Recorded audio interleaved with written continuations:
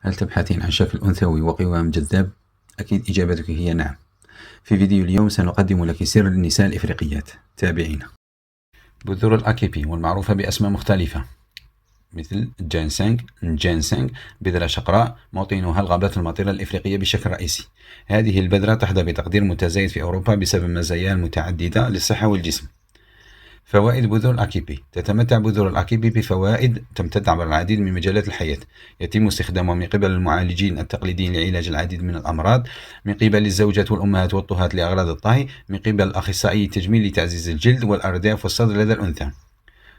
توجد إحدى فوائد بذور الأكيبي في قسم الطهي، تستخدم لتكثيف القوام وإضفاء النكهة على الأطباق. يتم جمع البذور من ثمارها وغليها، ثم يتم تجفيفها بعد ذلك بالشمس وطحنها إلى مسحوق.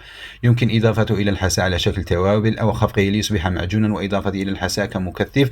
ويستخدم خبراء التجميل بذور الأكيبي المطحونة مع زيت فيتامين أو ومكونات أخرى لتحضير عجينة يمكن فركها على الثديين والأرداف لإحداث تضخم. يقال أنه يحث على إنتاج هرمون الأستروجين والبروجستيرون ويوجه تأثيرها إلى المنطقة التي يتم تطبيقه عليها. التركيب الكيميائي لبذور الأكيبي: من المعروف على نطاق واسع أن بذور الأكيبي تستخدم كتوابل ومكثف في الأطباق الإفريقية. هذا يعني أنها تستهلك على نطاق واسع، ويجب أن يكون لها فوائد يقدمونها. لتحديد ما الذي يعطي هذه الفوائد، من الضروري أن نعرف ما هو موجود في هذه البذور. تتضمن مكوناتها من البروتينات 22%، والكربوهيدرات 25%، والدهون 46%، والعناصر المعدنية المختلفة والمركبات الفينولية ومضادات الأكسدة والمحتويات المضادة للبكتيريا.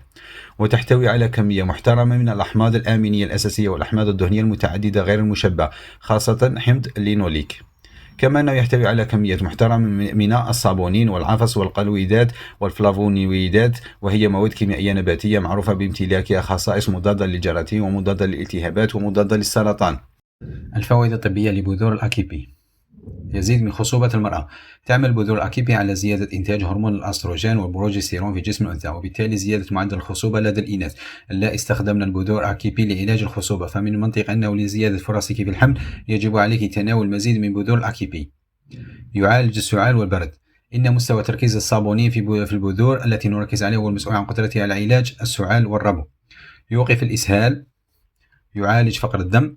فقر الدم هو حالة تقل فيها كمية خلايا الدم الحمراء في الجسم عن الطبيعي. ينشأ هذا التكرار عادة بسبب نقص بعض العناصر مثل الحديد والمغنيسيوم ومواد مهمة أخرى مثل الكاروتينات التي تساعد في ضبط الخلايا التي تعمل بشكل سيء. من الفوائد المهمة لبذور الأكيبي أنها تساعد في الحد من فقر الدم، الاحتواء على هذه المعادن والمواد الكيميائية النباتية اللازمة لإنتاج المزيد من خلايا الدم الحمراء. يعالج الأمراض التناسلية. واحدة من أقدم فوائد بذور الأكيبي هي استخدامها كعلاج للأمراض التناسلية. تساعد جميع مضادات الأكسدة والقلويدات والصابونين والفلافونويد في معالجة الالتهابات البكتيرية والفيروسية والفطرية بسهولة. يعالج الوذمة. تعرف الوذمة بتورم القدمين، يحدث عندما يكون هناك تراكم للماء في الجسم، ويكون أكثر وضوحا في القدمين والكاحلين والساقين. تفيد بذور الأكيبي الجسم من خلال المساعدة على التخلص من الالتهاب. بعد كل شيء يحتوي على العديد من المواد الكيميائية النباتية التي تساعد في تقليل الالتهابات. يعمل كمسكن. واحدة من الفوائد العديدة لبذور الأكيبي هي أنها تعمل كمسكن، وهي مادة تستخدم لتخدير الألم، ولها دور فعال في تقليل الآلام الناتجة عن التهاب المفاصل والروماتيزم وآلام المفاصل بشكل عام. يمنع السرطان. تمتلك بذور الأكيبي خصائص مضادة للسرطان بسبب مستوى مضادات الأكسدة التي تمتلكها. هناك عدد من المكونات في بذور الأكيبي التي لها هذه الخاصية وتمنع السرطان. أحدها كاروتينويد، وهو أحد مضادات الأكسدة التي تساعد على التخلص من الجذور الحرة وحماية الخلايا في الجسم من النمو بشكل غير طبيعي.